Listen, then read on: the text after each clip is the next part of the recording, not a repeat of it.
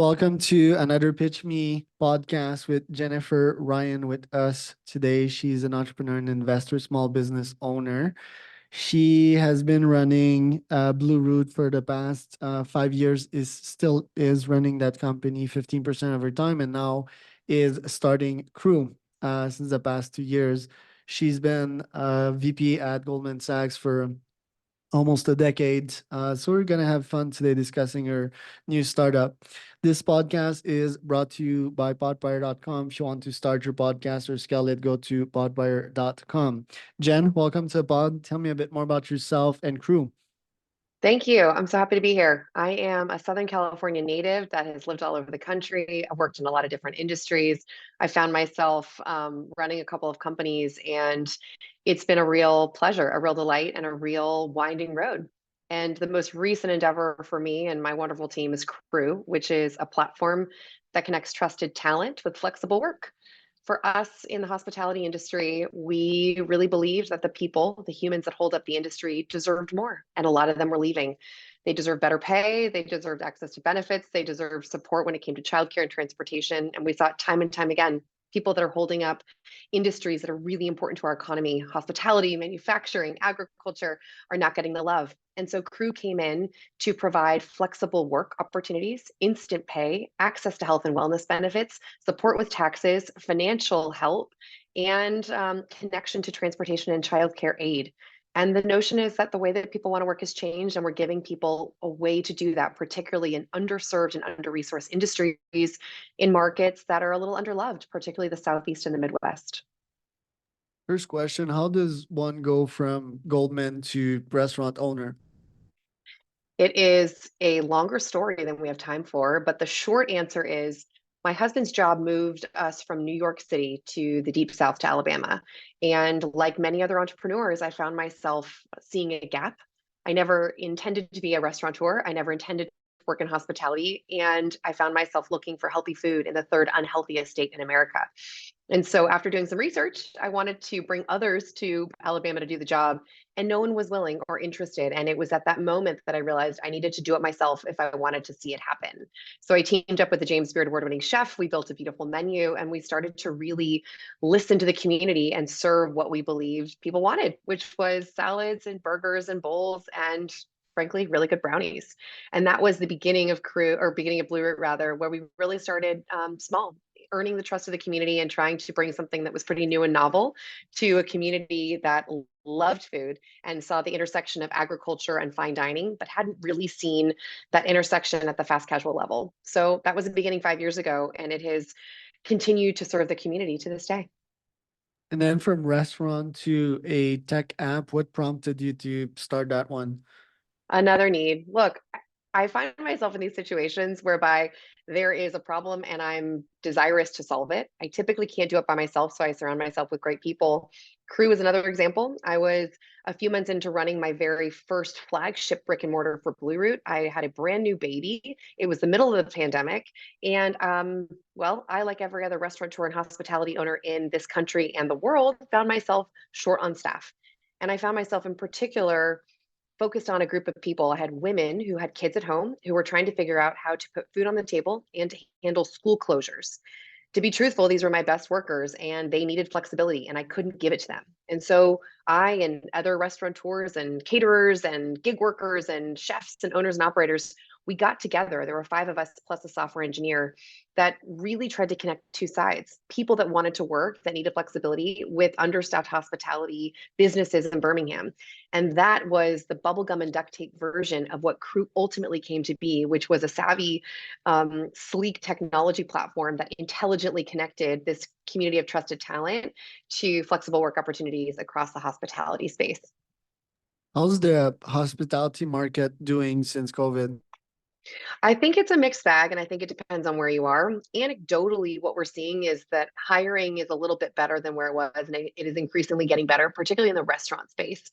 It was really difficult in the nadir, I would say 2021, 22, but it has really rebounded. I think also, though, anecdotally, it feels different in every single market I'm in. Some of the bigger markets might see more opportunity, and some of the smaller markets are still struggling. But to be truthful, on par. Some levels have bounced back, but I would say, as a small business owner myself, revenue, staffing, cost of goods, it's still really difficult. And I find that a number of my colleagues and friends have had to close their doors because the pressures and the costs and the difficulties are just too high and too much. And it's too difficult to continue. And I think that was it was a an unfortunate it was an unfortunate crossroads for a number of people where they decided, this was the end. And I think people are still crawling out of the COVID hole, still in the hangover, to be truthful. I'm hopeful that 24 has a better year ahead for this industry that means so much to our economies. Has salaries gone up in that industry? I think so. I think a lot of the pressure came from workers in 2022, where we saw a really interesting push from folks that were demanding more because the supply was in short demand. And we had so many people that needed workers and so few people willing to work that there was pricing pressure. And I haven't seen that fully correct. I think a lot of it was very warranted. Our industry is one of a few where people, I believe, are underpaid and underloved. And I can't speak for every business owner, but I also understand the pressures of what labor costs mean for your bottom line. So it's a tricky needle to thread. And I think what people have been trying to figure out is how to do more with less, how to pay the people that they have something close to a living wage. But I do see wages. They seem much higher than they were pre-COVID, and I think those pressures that's the result of those pressures. How did you build the first MVP of the app? For Crew, it was what I learned from every book and every tutorial and every investor and every mentor. It was a lot of iteration, and it was pretty sophomoric at the beginning. Thank goodness we have an engineer on the team to be able to take the crazy idea and synthesize it into something really interesting.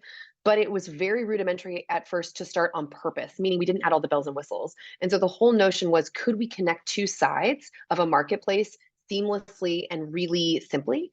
And could the time to value be so low and so seamless and breezy that people were really excited to use the app, and they could really feel almost instantly that they were winning, that they were connecting, that they were solving a problem. And so that was really the focus. Over time, we iterated.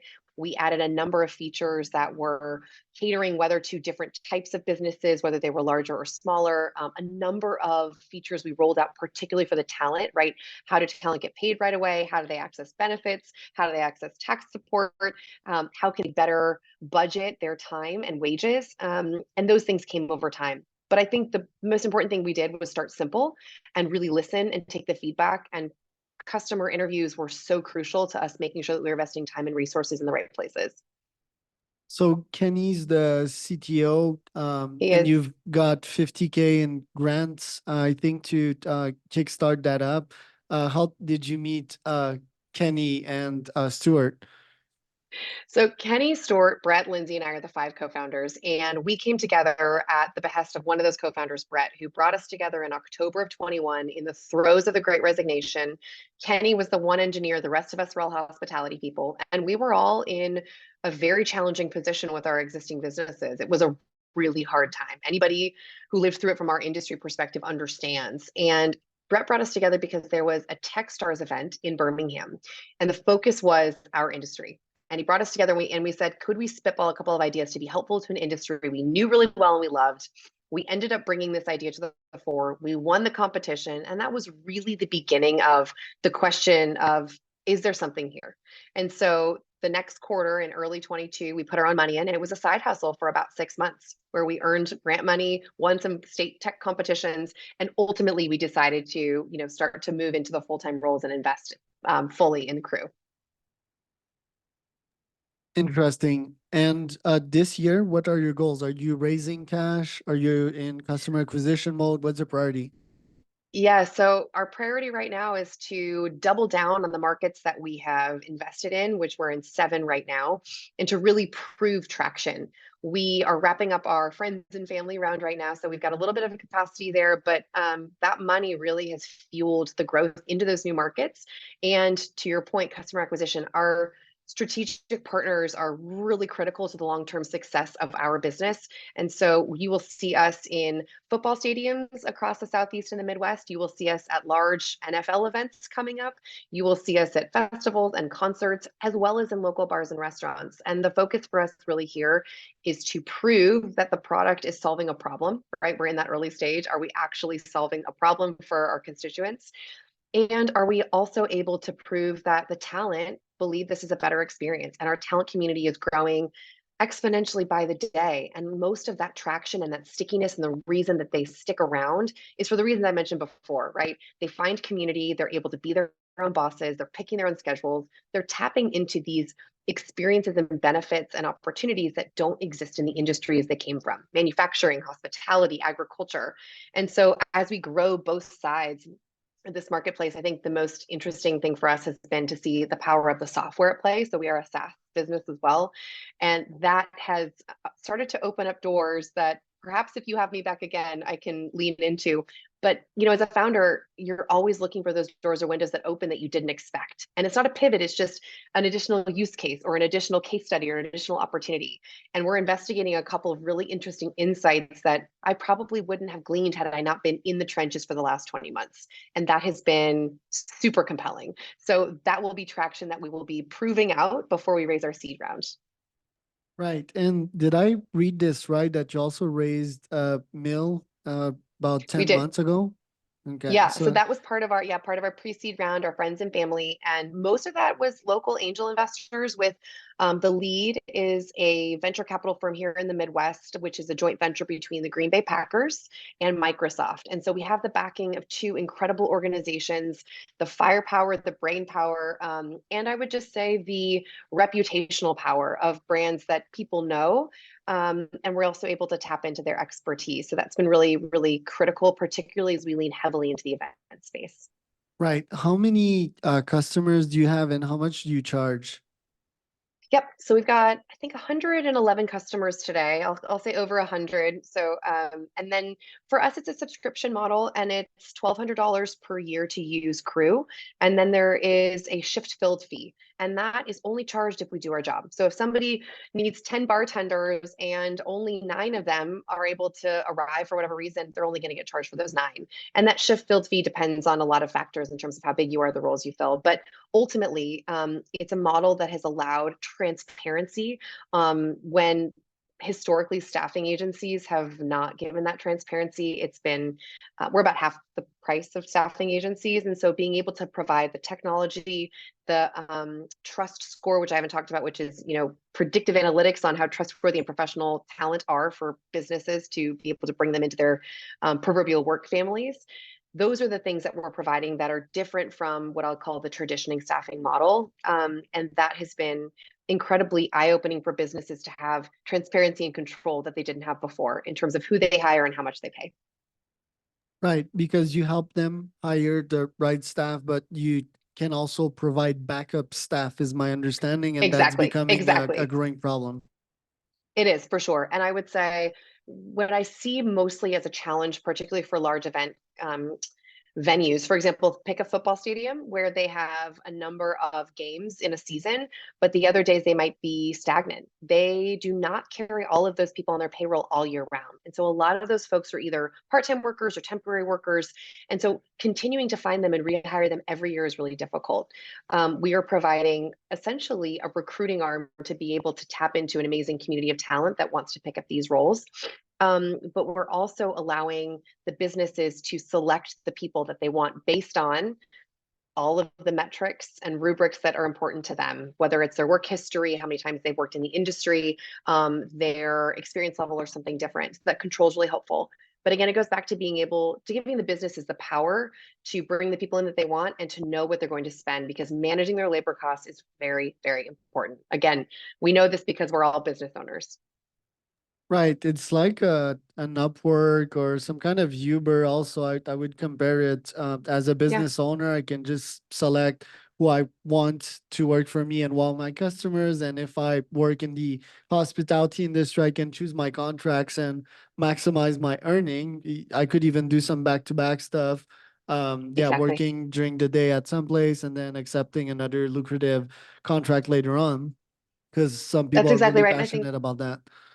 yeah, no, I think that's exactly right. I think we've seen so many people leave the industry, but they have the skills and they have the interest. And so to be able to walk back into a role, whether it's bartending once a week, picking up a couple of shifts, I mean, really the driving factor outside of community and having flexibility, people are looking to earn a certain amount, whether it's on a weekly basis or a monthly basis, right? They've got to complement or supplement their existing income, or they're cobbling together a bunch of gigs. And what Crew allows them to do is to forecast and really understand what's coming down the pike. How much am I going to earn? Can I plan my life accordingly? And that's really, really important. And the certitude that they're looking for in terms of how much they're going to earn is really one of the number one reasons that people love Crew and stick with it versus trying to cobble together a number of part-time jobs. We're also handling all the back end stuff for them too. It makes their life a little bit easier. But it's true. They can just step back in when they want to. And they can pick up a couple $100 on a Friday night if they wanted to. And if they don't want to work for a week, they don't have to, right? It's totally up to them. I started working in the restaurant industry, and it could be very lucrative from all the tips that I used to get as a waiter or bartender. And if Yeah. you find yourself at the right place, I mean, you could serve some CEOs and founders, and yeah, get familiar with them, and that could lead to other opportunities. I think that's quite cool. Now, has that been done before? Like, has there been another app doing what you're doing? Yes, and there are, this has started to exist. And so you use Uber as this example of, really, sort of being a first mover in the space. I started to see this years ago, but COVID really jump-started this notion. And I think when we take a big step back and we take a look at the competitive landscape, there's some big behemoths that are doing this. I think a couple of differences, they're playing in really big markets, right? New York, San Francisco, Los Angeles. They're also running across a lot of different verticals, meaning they're providing janitorial staff and substitute teachers and everything in between. I think for us at this stage right now, we've tried to be laser focused in markets that really are underserved and under resourced, as well as sticking in the space that we know quite well, which is hospitality. But I think the other thing that we've noticed, and it's just a matter of doing your recon, we really care a lot about taking care of the talent. And we have two sets of clients to serve every single day, the businesses and the humans behind hospitality, the talent community.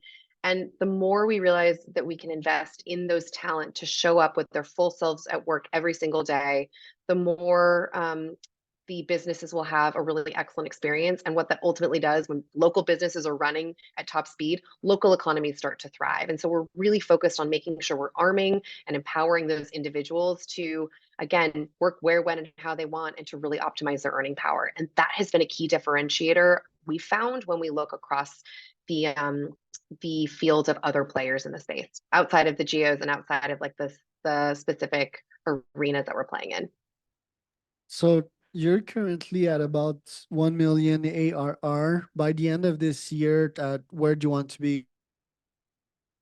Yes, you jumped the gun on us a little bit. I wish we were 1 million ARR. We are looking to be close to 1 million ARR in about 15 months. So at the end of this year, we'll just be a little bit shy of that. And that's with a really aggressive goal in mind. And right now, it's a matter of, we're in high growth mode and continuing to put the fuel behind the things that we think are going to move the needle. And the strategic partnerships and taking care of our talent are top priorities. So for your next round, how much are you looking to raise? So I think it depends right now. If we raise a seed round in the next 12 months, I imagine it'll be around 2 million. I think I reserve the right to change my mind on that one. If we hit all of our metrics, that number will be higher. But right now, we're really trying to keep our eye on the ball and hit the milestones that we've committed to for our investors. And how much would you give for 2 mil? Mm, do I have to answer that question? I'll come back to you on that one. Thanks for that. Your growth plan, you mentioned a small part of it. Like, what else do you have in plans for your growth this year? Yeah. So two big things this year, one of which is double down on the 7 markets that we're in. Like I said, we're going to be at some really big high profile events over the next few months. And we're looking to 2.5x the growth year over year, right? So it was our first full year last year. And so this year will be a big year in terms of growth. And we think about that from a shifts filled perspective, right? True volume and truly doing the job that we commit to doing. When I think about growth in 25, what that looks like is really doubling down on verticals that are outside of our current space, right? So deepening and entrenching our commitment to the communities that we're in. We have talent communities built in those spaces, so it's really intelligent for us to take that talent opportunity and deploy it, in other spaces and places. And then beyond that, we are looking to grow from a software perspective. So the SaaS piece of the business, licensing that in various means, which again, if you have me back, I'll probably be able to speak more. There's a huge opportunity that is separate and distinct from the, placing talent in roles and supporting those businesses. And that has become pretty interesting to us to be able to license that technology that we built. Right. And what about hospitality groups that could buy 10 licenses each? Yeah. Yeah. I think it's a great point. So there's probably probably a variety of different use cases, but use case today is hospitality group wants to leverage the Croux community to fill some gaps in their schedule. Use case two is hospitality company wants to utilize our technology to deploy intelligently their existing people, right? How do I schedule 400 people across 25 locations in a smart way where the technology can do the work for them, where 15 people in HR currently moving people around on the schedule, right? Depending on experience level and prerequisites and whatever they might have, that's necessary to put them in different roles. That's what our technology can do too. I think the third leg of the stool on that one is bespoke cases where we've been, pulled in to build something very, very unique, not a white label, but something that's so powerful and unique for an organization that just is looking for something very specialized. And all of those things are on the table for us. But those are the first two are really easy options when I think of restaurant groups, hotel groups, large hospitality groups that have multiple locations, lots of offerings, and just frankly, a lot of balls in the air when it comes to managing the day-to-day operations and people. And how widespread are you in the US? Because let's say that I'm a restaurant owner in New Mexico, then I want to find staff there. Like, do you have a presence there? Not yet, but don't count me out just yet in New Mexico. It's a really interesting place, for example. But where you can find us today is really through the Southeast and the Midwest.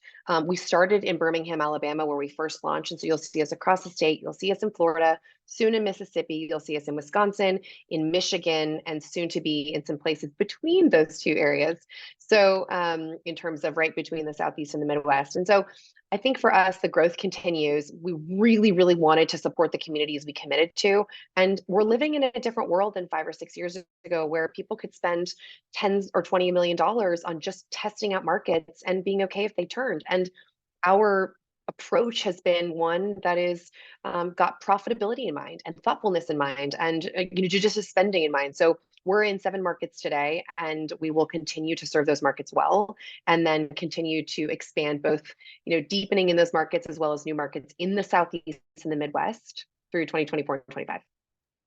Thank you, Jen. Where can people find out more about you? Sure. You can find me on LinkedIn, Jennifer Ryan. You can find me on Instagram at Join Croux, that's CROUX, or at Blue Root CO. I'm also Jasensky Ryan on Instagram. Otherwise, check out our websites, crew.co or bluerootco.com, and visit us if you're in Birmingham. Otherwise, catch Croux at one of your local events if you're in the Midwest or the Southeast. We'd love to see you.